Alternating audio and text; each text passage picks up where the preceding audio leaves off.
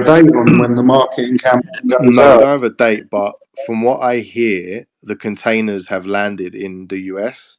So now they have to go through customs and then they have to be shipped out. I don't know a time frame on that. There's no date or anything, but I would assume it's probably soon. This thing's going to be huge. It's supposed to be rolling out every month for like 12 months minimum, or not minimum, I think it's forever. They're going to just keep doing it, supposedly.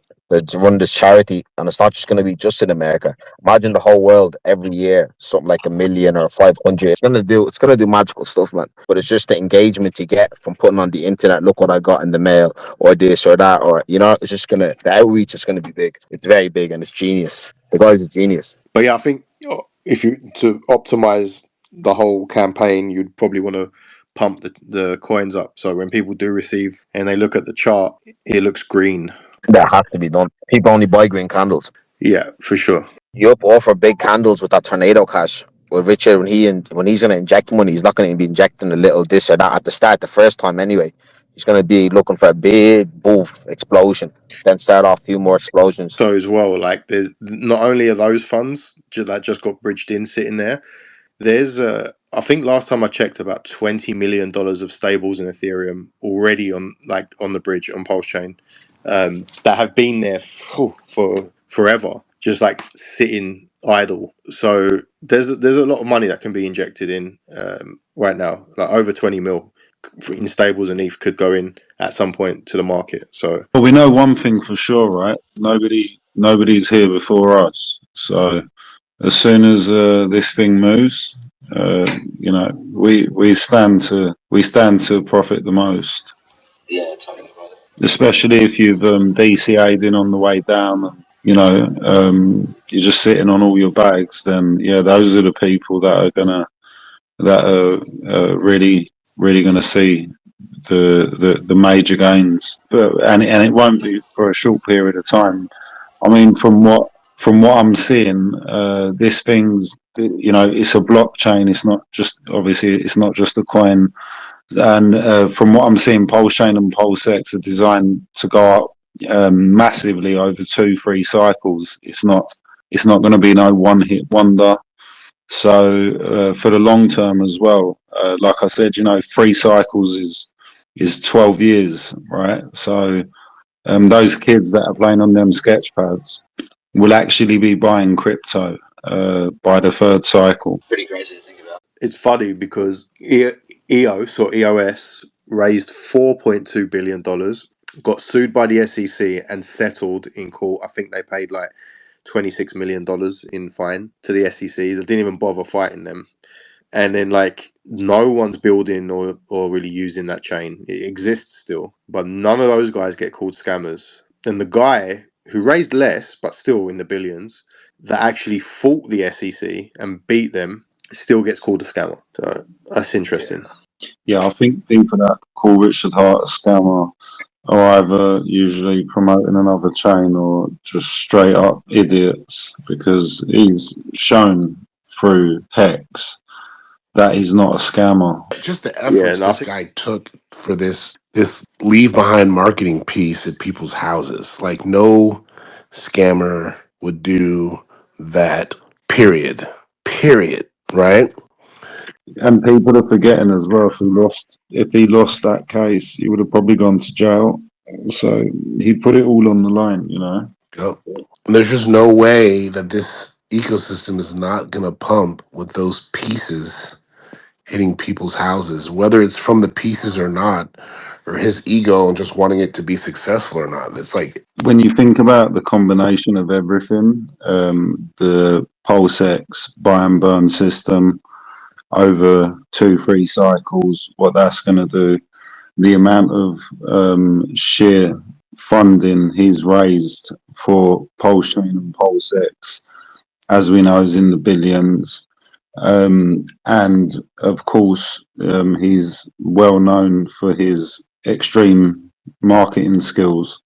And, you know, when you put all of it together with the Pulsechain treasury, him being on the Forbes list as the 5th largest holder of Ethereum in the world, it's going to be I think, like I said, I genuinely think people that are selling right now are just crazy. I mean, I don't care if it goes back down. I trust the process, and I think them God candles are not far away.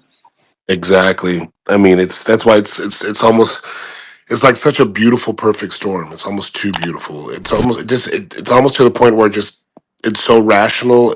None of us want to let it make sense. If that makes any sense, right? It's like right in our faces. By the time people's 15-year hex stakes are up, those kids that have the etch a sketches will be old enough to be exit liquidity for the stakers. So GG. Yeah, exactly. I can see that right now. Hey, son, I'm gonna put a 15-year stake for you. All right. Yep. While you're drawing on your edge sketch. I look at it like this: we're the earliest generation into Pulsechain. So, within a couple of cycles, yeah, there's going to be nobody that got in before us. So, Facts.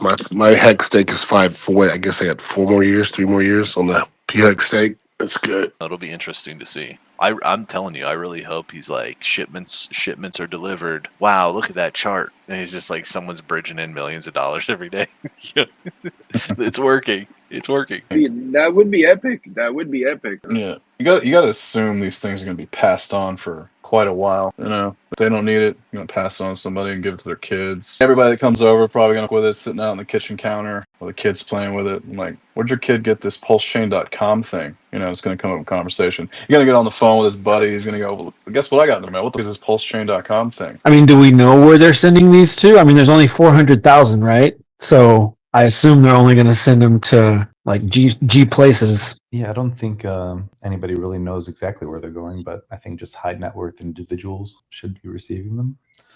I'm hoping that he got some kind of address list, but that's kind of like illegal to do that, I think, right? Getting like the address list from hacked databases or anything like that. I know that they're available on, the darknet, but I just, I don't know how he would really do the targeting, because a lot of people just would have no interest in crypto in general, just because they just, like basically the whole idea is like we want to onboard more people to Pulsechain, right? Because it's just us still. And the ways that we can do that would be through memeable characters, basically, that people can connect with. And who better than this bullish Tom Lee character who's, just so happens to be bullish on Pulsechain, and we can show why Pulsechain is a good place. And, once people see those things, they may question it at first or may push back against it at first. But the more times that they see it, people kind of let their guard down, right? In terms of marketing and business, they say that a person needs to see something like 7 or 8 times before they trust something and make a purchase. And so I think that the more of us that can get behind the idea of reaching out to Ethereum, reaching out to Solana, even if it's just on Twitter or Reddit or things like that, and you don't get good responses, just keep doing it, right? Because like more people will see it, and then the more times that they see it, they start to change their mind, and like obviously the prices change, and people will look back at the charts and notice that, oh wow, it went up. Maybe it's not as bad as I thought. So did we even talk about the devices yet? So like how we think they're going to actually perform, or if we think it's like some smoke and mirrors thing for Richard Hart to deposit his cryptos? Like what do we think is going on? I think it's just both, probably, but it's not meant to be either. I think it's just, I think that it was a good idea. Like what else can you send to somebody's home that they can trust? You're not going to send them a USB stick. You're not going to send them a ledger. You're not going to send them a Richard Hart Pulse wallet or something. That's not going to happen because nobody's going to trust it. But if you send something kind of mundane, something simple like that, but it's actually not a bad idea. It's not wasteful, right? It's always charged. Like it lasts for a long time. Those were actually pretty good points that he had. I saw some people making fun of it, but like, what else could you send? You want to send another postcard? That'll get thrown away. I don't know. I think that some people will laugh at it. Some people will see the value in it. And either way, people are hoping that Richard Hart does what he's going to do. So, that may come or may not, but I think that more people will, see Pulsechain as legitimate, now that the SEC case is over, and they'll receive something for free and know that, maybe a million other people got them. I think it's pretty considerable. For sure. And did we forget about Godwell? Whatever happened to him? Because like, isn't he a character that's like comes in and just buys stuff too? Aren't there just like a ton of people just like sitting there just like waiting to pump this chain? Godwell's just another wallet of his own. I guess he's got more ETH than Richard, more ETH than the Pulsechain Sac wallet for sure. And so he's just sitting there chilling with his ETH. I think I heard people saying that the whole devices thing going out to all these people kind of was a bit of a smoke and mirrors trick to kind of allow the whales to start coming in and start buying up stuff on Pulsechain without it looking like Richard was doing it, because he could say, well, it's all all these people have got this device and they're reading all about it and they're thinking, wow, what's Pulsechain all about? Oh, I'm going to chuck a couple of $100 on that. I thought that was an interesting idea. Yeah, I like Zach's perspective. It's just probably a little bit of that, right? But also, I'm sure it's an actual recruiting thing too, right? Like it's a little both, right? So, but yeah, it's super weird that they got this whole railgun thing going, and while it just so happens that Liberty Swap needs more stablecoin liquidity to like accomplish their goals, so it's like something's cooking. And then usually when these like coordinated FUD events happen, I think I looked, the last one lasted 2 months, so I think we're in about 15 days on this one or so far. I haven't necessarily looked, but be prepared for anything. The last one was 2 months, so just saying. Yeah, But the only problem with that though is, I mean, aren't we running out of runway with this cycle? We need to be getting on with it, don't we? I mean, that's what we've been saying for a year. We've been saying that. So, I mean, I think these billionaires have a different runway than we do. It's just like the perfect storm, if you really think about it.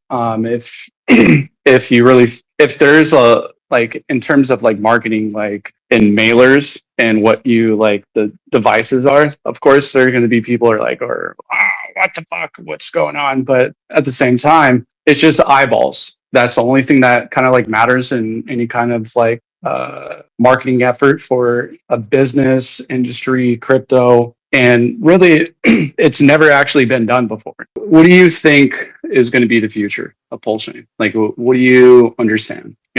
Well, it's like anything else. Like 90% of stuff is going to be washed out. But while they're active, they're building LP. Like every single little transaction, burning Pulsex and strengthening LP. Like we know, Rich, this whole play, the whole entire Pulsechain play was about liquidity. And I don't even want to get into the weeds of what that really means, but I know there's a bunch of people, like very smart people, a bunch of them that we never ever even hear from, that understand, what that means. And these lows that we've been experiencing, I know a lot of people want to complain about, but it's actually par for the course when you look at the other chains and everything else. It's on purpose. I was a part. Exactly. Like, if anybody watched like Polygon launch, it is almost to a T what like Pulsechain is going through. Almost to a T. But the only thing is, over on Polygon, they didn't have like copy PRC20s. Yeah, and they don't have what Pulsechain has. Like literally all the cool people are here. Like we're, the grinders, the punks, like, yeah, we can get knocked down 100 times and just get back up and know like where we're going. And yep. Yes, sir.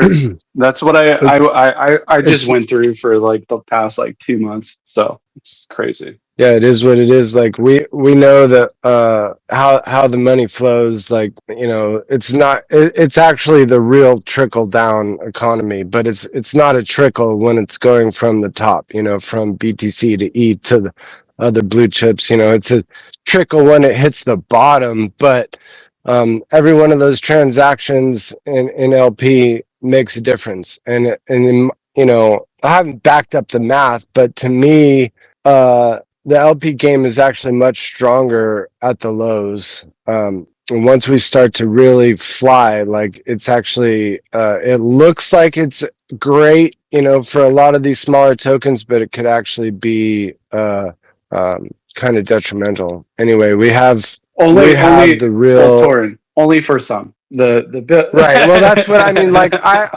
I've abandoned the WAGMI. Like if I don't know, I know a few of my best friends have noticed. Like I've abandoned the WAGMI. Like we're not all going to make it, but Pulsechain is definitely, in my opinion, it's already made it.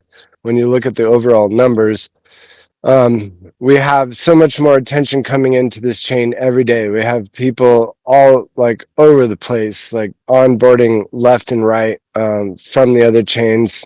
So it's and the heroes haven't like are just in the shadows, and at this point, like not just RH. There's other people. Like, this really is a believer's game. It's not like a trust thing exactly. It's more of a like understanding and belief game. Like, Well, it's like, we well, like Torrent, like it's like a belief game, like believing in if it like like any kind of religion, you're believing in something, It's the same kind of like predicate of the future of like believing in what you are meant to be a part of. So it's like, do you want to be a part of the US dollar system that's been propagated to like thousands or everybody in the United States?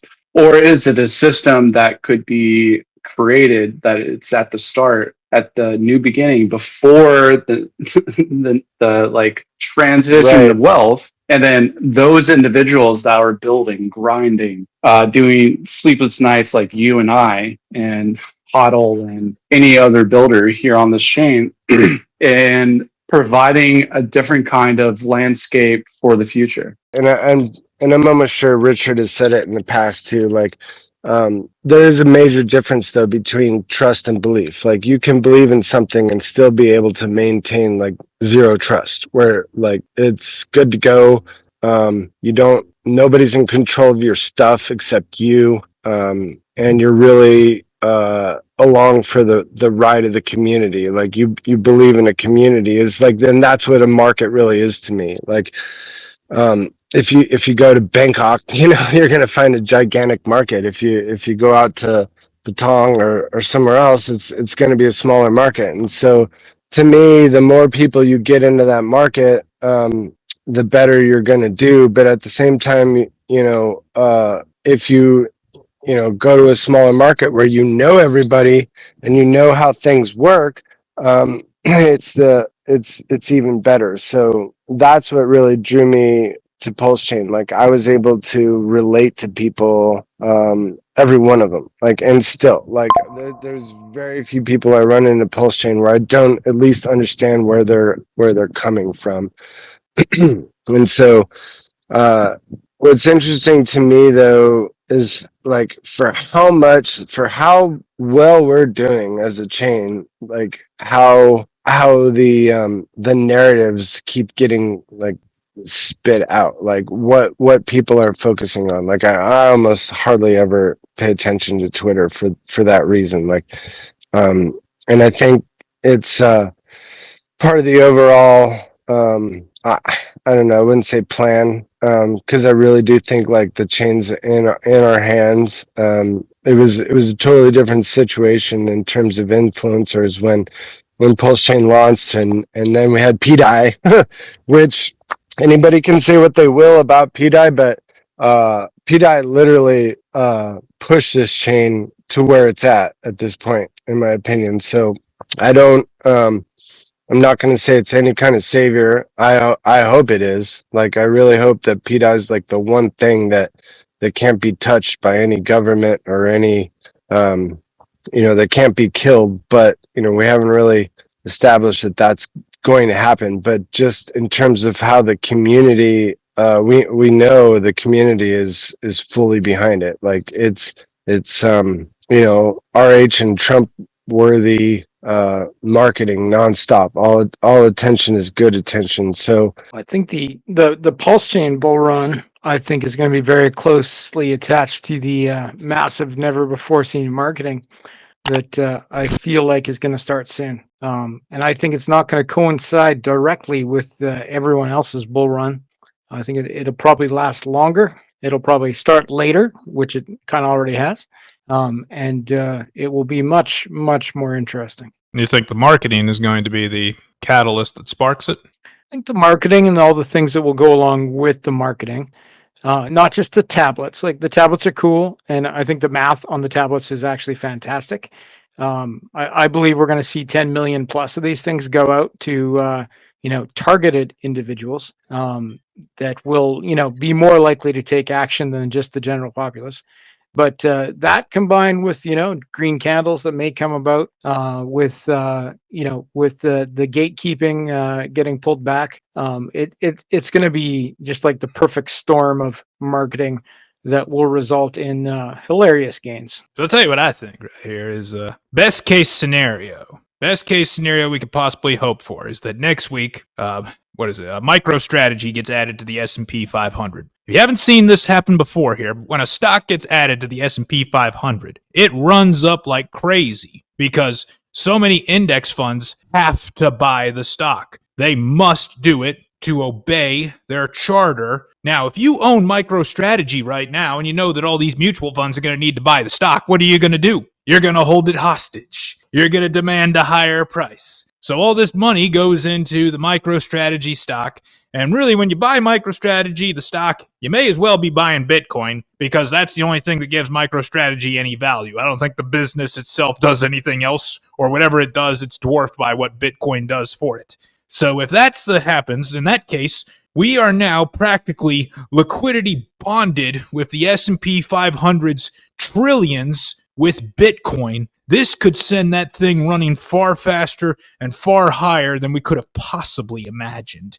I think that could be best case scenario if that happens next week. I'm not telling people to bet on that, though. And then if Tom Lee goes on Rogan, that would also be best case scenario. Because I'll tell you, like, what's really going to push Ethereum high is all of the derivatives that are going to be generated off of it. There are going to be a ton, absolute ton of derivatives in the TradFi markets on Ethereum. There's going to be a ton of derivatives in crypto markets on Ethereum, and that's going to really push it high because a lot of people are kind of afraid that they've been missing out on it and everything.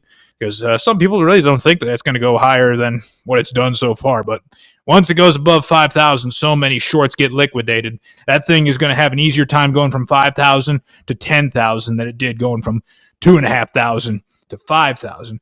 I think that's the best case scenario that we could hope for, is that those two things happen.